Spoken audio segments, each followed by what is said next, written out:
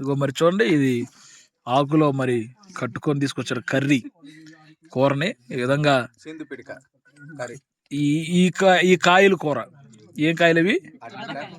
అడ్డ పిక్కల కాయ కూర ఇది. ఇదేమో మనం ఇస్తర్లు చేస్తారు కదా, పాతకాలం ఇస్తర్లు. ఆ ఆకులు ఇలా చుట్టి సాంప్రదాయం అంటాయి. మేము పాడేరు ప్రాంతంకి వచ్చాం.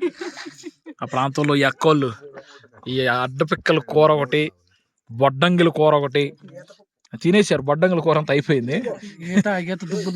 ఈత దుబ్బుల్లో ఉండే పురుగుల కూర ఇదిగో ఈ కూర.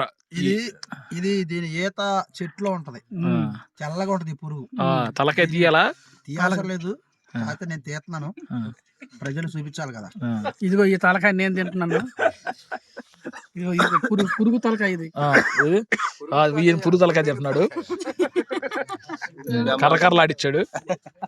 ఆగా ఈ విధంగా మూటగట్టి కూరని తీసుకొని సాంప్రదాయం అంట అందరికి ఇచ్చారు. అయిపోయింది. వాళ్ళ అన్నం తింటా చూడలేదు, తెలియదు. దీన్ని ఓపెన్ చేయి,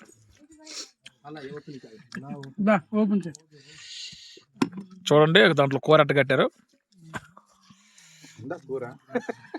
ఇదిగో ఇది కూర, అడ్డపిక్కల కూర. చక్కగా ఇలాగా సాంప్రదాయ ప్రకారంగా పెట్టారు.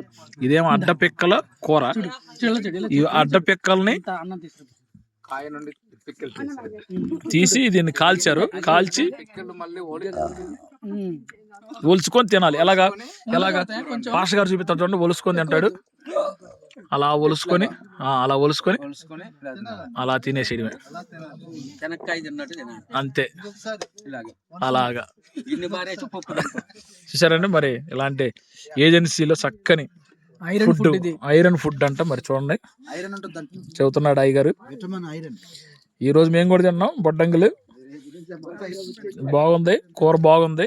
మన రొయ్యల కూర అన్నట్టు ఉంది. రొయ్యల కూర అక్క, ఇది ఎవరికైనా ఇచ్చేయండి అక్క.